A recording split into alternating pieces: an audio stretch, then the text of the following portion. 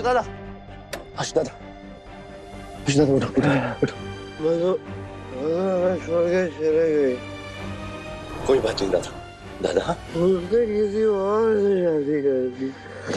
केतु दादा चलो इनको बर्बाद हो गए। अरे भाई ट्रिपली मारेंगे क्या? अरे तुम्हारा दिमाग खराब हो गया है? कोई और ऑप्शन है हमारे पास? पूरी तरीके से आउट है, बाबा को कुछ नहीं पता चलेगा। चलो आओ दादा, हम बात करेंगे बाबा से, मधु के बारे में हम बात करेंगे पापा से। मधु के ऐसे जाने नहीं दे सकते। अरे यार ऐसी हालत में पापा ने इनको देख लिया ना तो इनको तो घर से निकाल देंगे। हम दोनों को इनकी मदद करते देखा तो हम दोनों को दुनिया से निकाल देंगे। भाई हमारी बहुत फट रही, हम नहीं ले आ सकते। तुम्हारी फट रही तो सिलवा लो। ऐसी सड़क पे हम किसी अनजान आदमी को भी पड़ा हुआ देखेंगे ना, उसे भी घर तक के छोड़ कर आएंगे। ये सगा भाई है हमारा, खून है हमारा। यार छोड़ने की थोड़ी कह रहे हैं, पापा का चेहरा याद करके बस हमारी फट रही है ये कह रहे हैं। आओ दादा बैठो, ले तो हम जाएंगे इनको, तुम समझ नहीं रहे हो। और उल्टी मत कर देना तुम। सुनो कुछ नहीं होगा, बाबा सो रहे हैं, उनको कुछ पता नहीं चलेगा। इतनी पीते क्यों? विद्या ये लीजिए काढ़ा पीजिए। Thank you. अच्छा लगेगा, पीजिए। ये कहाँ है? अरे दिवाली, दशहरा, नया साल सब तो बीत चुका है, तब भी पटाखे इनके बाकी हैं। अब कौन सी खुशी मना रहे हैं देखते हैं हम।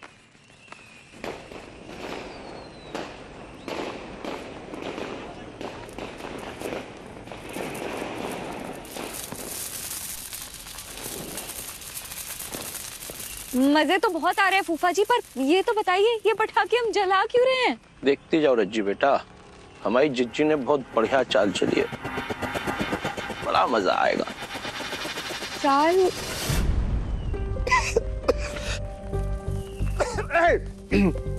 कब दिमाग खराब हो गया तुम लोगों का? क्या कर रहे हो तमाशा?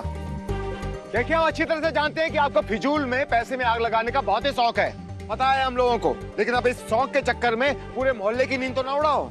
जाओ अंदर जाके आराम करो, हमें भी सोने दो। दिमाग खराब करके बैठे। चलो। हम अपने पैसों में आग नहीं लगा रहे महादेव, आज हम अपनी खुशी मना रहे हैं।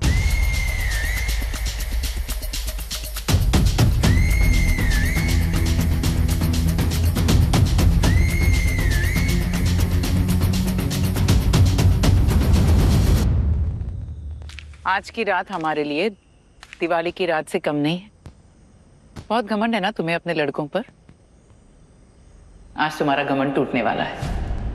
हमारे संस्कारों पर सवाल उठाया था तुमने, आज तुम्हें अपने सवालों का जवाब भी मिलने वाला है। और वो जवाब हम नहीं देंगे, हम तो बस पटाखे जलाएंगे। तुम्हें भी पटाखे जलाने हैं?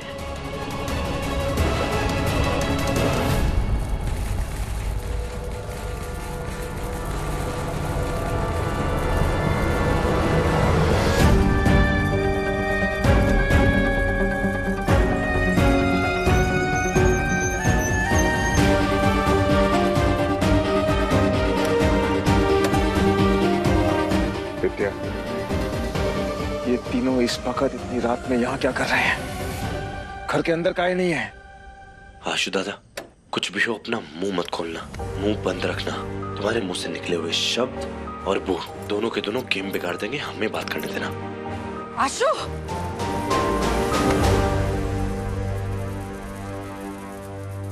तुमने शराब पी है?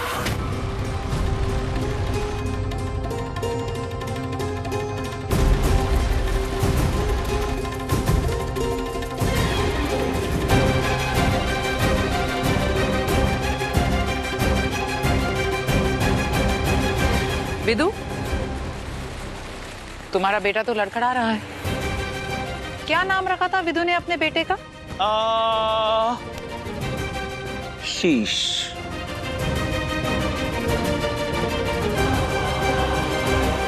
आज तो आशीष ही आशीष दे रहा है। आंसू।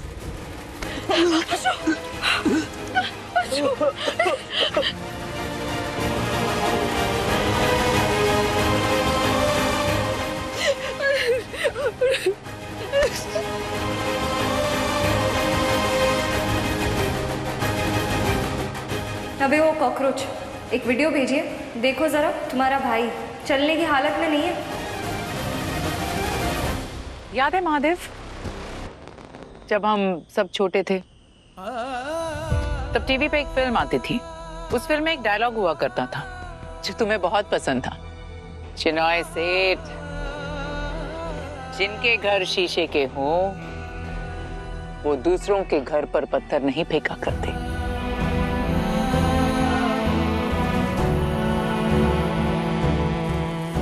क्या कहा था तुमने हमें हमारे जन्मदिन पर? हम हमारे घर में लोगों को शराब पिला रहे हैं, वाजपेयी निवास में शराब पिला रहे हैं। भानु वाजपेयी ने तो बाहर के लोगों को शराब पिलाई, तुम देखो तुम्हारा लड़का आज पूरा शराब में नहा कर आया है। विदु, कल सुबह जब अपने पति के लिए नाश्ता बनाओगी तो तुम्हारे पति ने अपने लड़कों को जो संस्कार और सभ्यता की सीख दी है वो संस्कार और सभ्यता भी नाश्ते में खिला देना। महादेव, याद है हमारी जन्मदिन की पार्टी? कितना ज्ञान पेला था तुमने हमें, ये कहकर कि शराब कितनी बुरी चीज है। आज देखो ना, तुम्हारा लौंडा शराब पीकर शराब के नशे में धुत यहाँ रास्ते पर पड़ा है। तो अब चुप क्यों हो? बताओ उसे कि तुम कितने संत इंसान हो, बताओ कि तुम्हारी फैमिली कितनी महान है। हाँ, आया बड़ा हमारे पापा के संस्कारों का बीड़ा उठाने।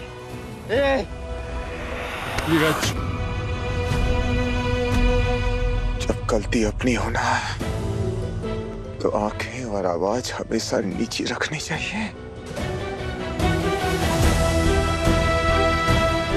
और आज गलती हमारे पक्ष की है। सब अंदर चलो, चुपचाप।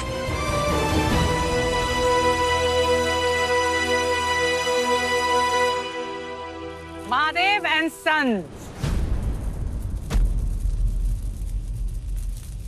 क्या हुआ? आज मुंह छुपा के भाग रहे हो तुम हमेशा की तरह। तुम मुंह दिखाने के कभी लायक थे ही नहीं, और आज भानु वाजपेयी ने तुम्हारी झूठी शान की हेकड़ी भी निकाल दी। पापा, ये यहाँ पर खड़े भी कुछ भी बकवास करती रहेंगे, हम लोग कब तक सुनते रहेंगे? हमने कोई शराब नहीं पी है, आज हमें जवाब देने दीजिए।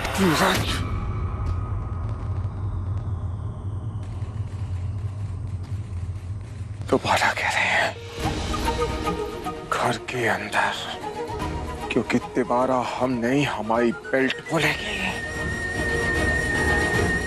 चुपचाप सब के सब घर के अंदर।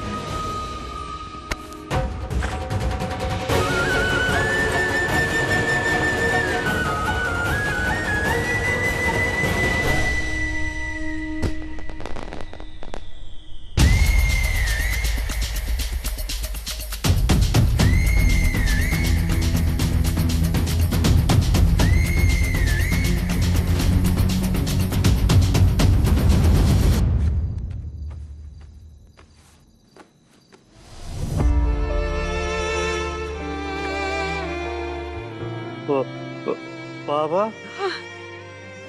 हम शराबी नहीं है, थोड़ी सी पी ली थी पापा। अच्छी तरह से जानते हैं कि तुम शराबी नहीं है, लेकिन थोड़ी भी काहे भी। सो सॉरी पापा, सॉरी पापा। देखो बेटा, शादी का चूरन तो चढ़ाऊंगा तुमको। ये बताओ कि परेशानी कहाँ है? बोलो, बाप है तुम्हारे। उसकी दादा, कोई बात नहीं बेटा, कोई बात नहीं। बस बस बस। केतु दादा, पानी लेकर आओ, जाओ जल्दी। बस बस बस, सब ठीक हो जाएगा, सब ठीक हो जाएगा। बाबा, विद्या, एक काम करो, जाकर दही लेकर आओ। इसकी हालत बहुत ज्यादा खराब हो रही है, जाओ। देव, तुम भी कपड़े बदल लो, हम संभालते हैं इसको। पकड़ पकड़ पकड़। देव, जाओ ना, अंदर जाओ, कपड़े बदल लो। नहीं बेटा, कपड़े तो बाद में भी धुल जाएंगे, लेकिन जो दाग चरित्र पे लगता है फिर तो जल्दी साफ नहीं होता।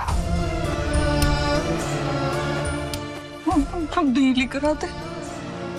बाबा, हम साफ करने वाले।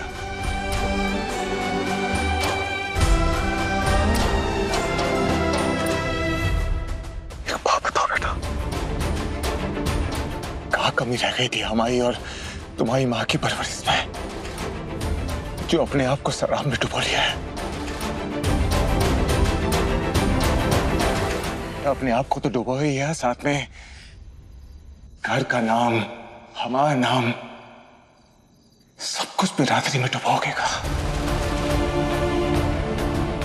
तुम अच्छी तरह से जानते हो कि हम शराब से कितनी नफरत करते हैं, जानते हो ना? बहुत सारे घरों को हमने यहाँ पर डूबते हुए देखा है इस शराब के नशे में। और सच कह रहे हैं, देखो हमारी तरफ। अगर ये वाली हरकत तुम्हारा भाई ये धीरज करता ना, तो बेटा हमको आश्चर्य नहीं होता। बेटा तुम तो हमारे लायक बेटा।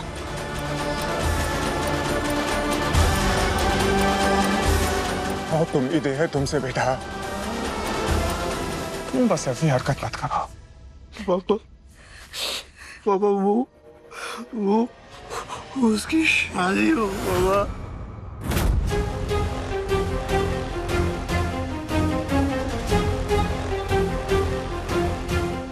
किसकी शादी है? हाँ बाबा, दादा दादा पानी पानी पानी। आशु दादा के दोस्त की शादी थी। वो जबरदस्ती इन्हें शादी में लेकर के चले गए। अब ये तो शराब पीते हैं नहीं, जबरदस्ती इन्हें पिला दी। ये संभाल नहीं पाए बाबा, आशु दादा से गलती हो गई। इन्होंने हमें ही फोन करके बुलाया था। अगर ऐसी बात थी तो हमको पहले क्यों नहीं बताया तुम? काहे इसको चोरी छिपे घर के अंदर लेकर आ रहे थे? फिर को परेशान नहीं देखना चाहते थे बस।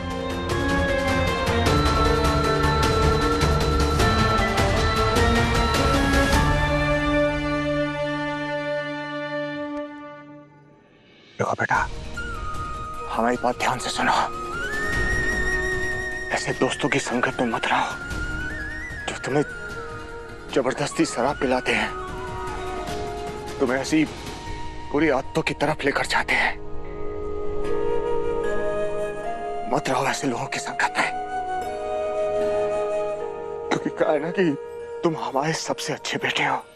बहुत उम्मीद है हमें तुमसे, क्योंकि अगर तुमको कुछ हो गया ना आंसू, तो सच बता रहे हैं, टूट जाएंगे हम,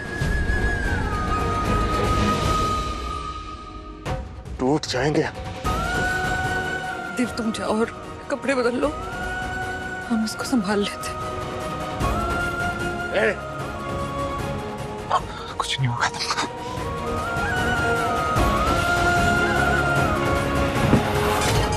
बाबा अब ठीक है?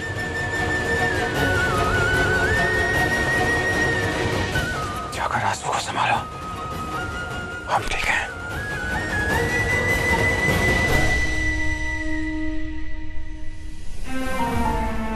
विदु, कल सुबह जब अपने पति के लिए नाश्ता बनाओगी, तो तुम्हारे पति ने अपने लड़कों को जो संस्कार और सभ्यता की सीख दी है, वो संस्कार और सभ्यता भी नाश्ते में खिला देना। तुम मुंह दिखाने के कभी लायक थे ही नहीं, और आज भानु वाजपेयी ने तुम्हारी झूठी शान की केकड़ी भी निकाल दी।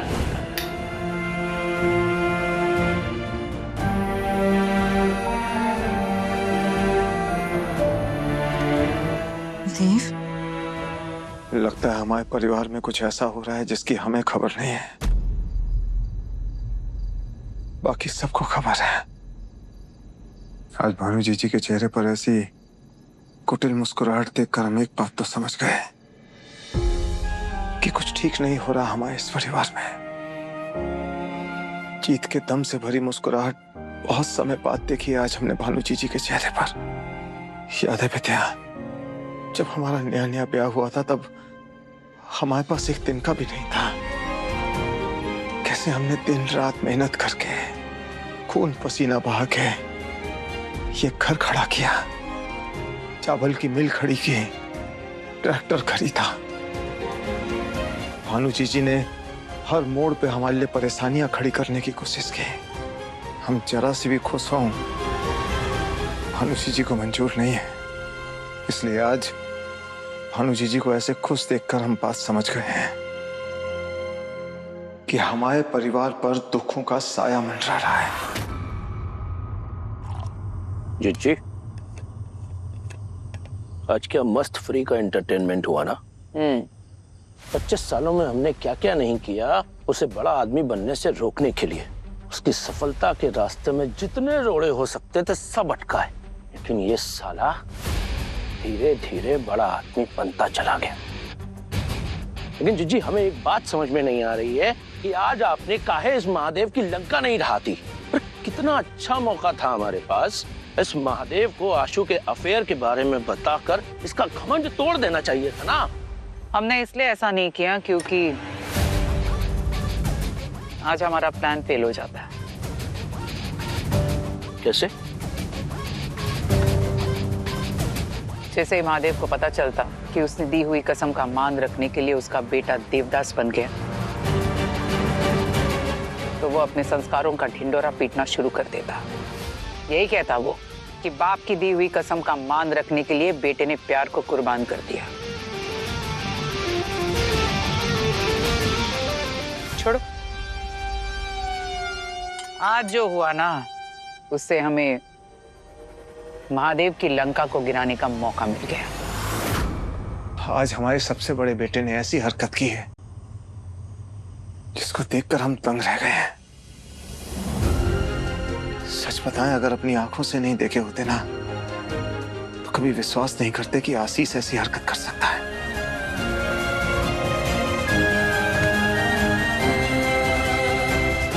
हम जानते हैं कुछ तो हुआ है, कुछ तो हुआ है जो भानु जी जानते हैं, इसलिए वो इतनी खुश थी और हंस हंस के हमें चिढ़ा रही थी। जवानी सिर्फ दीवानी नहीं होती, एक बहुत बड़ी परेशानी होती, बड़ी कमीनी होती है ये जवानी माँ बाप के लिए।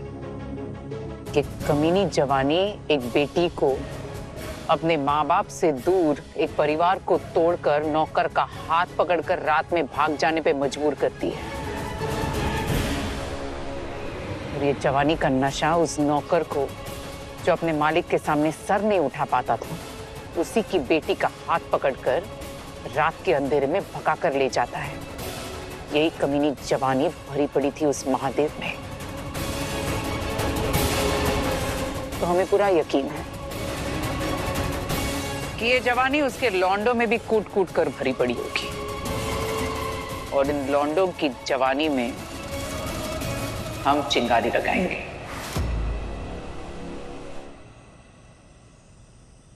देव, एक बात पता है, हमारे लड़के अब पतलून पहनकर आंगन में खेलने वाले बच्चे नहीं हैं, जवान हो गए हैं। और जवानी अपने साथ बहुत कुछ नया लाती है। उम्र के इस पड़ाव पर जो सबसे खास अनुभव होता है ना, वो है प्यार। हर कोई चाहता है कि उसे ऐसा जीवन साथी मिले जो उसे दोस्त की तरह समझे। इसीलिए बहुत सारे बच्चे अपना जीवन साथी खुद चुन लेते हैं। आज जब महादेव ने अपने बेटे को शराब के नशे में लड़खड़ाते हुए देखा ना, तो हम जानते हैं कि वो अंदर से टूट गया है। तो सोचो, जब अपने तीनों लौंडों को प्यार में जलते हुए देखेगा तो कितना दुख होगा उसे। पता नहीं मधु ने कभी हमसे सच्चा प्यार किया भी था या नहीं, या हम ही वन साइडेड लवर बने रहे। तुम्हें समझाते समझाते हमारा गला सूख गया। कितनी बार हमने तुम्हें कहा जाके बाबा से बात कर लो, लेकिन नहीं, उसकी तुम्हारे अंदर हिम्मत नहीं आई। हिम्मत आई तो तुम्हारे अंदर शराब पीने की, और वो भी इतनी शराब पी करके तुम घर में आए कि खुद को संभाल भी नहीं पाए।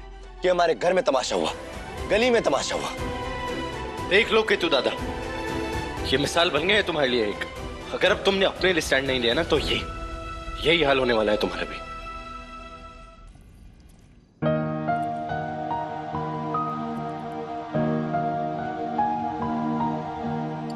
लगता है हमारे परिवार में कुछ ऐसा हो रहा है जिसकी हमें खबर नहीं है, बाकी सबको खबर है।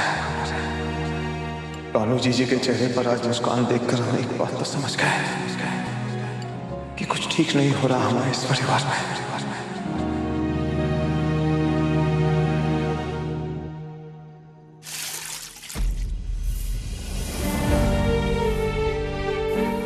देव, देव रहने दो ना, हम कर लेंगे। देव, बिटिया अब जाकर आंसू को संभालिए, हमें अपना काम करने दीजिए, चाहिए यहाँ से।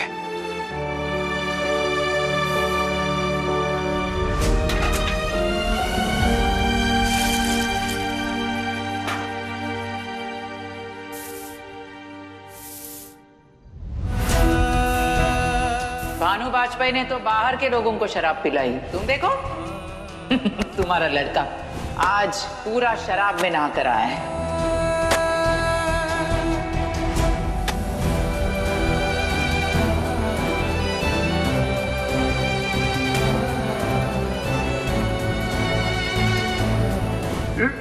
दादा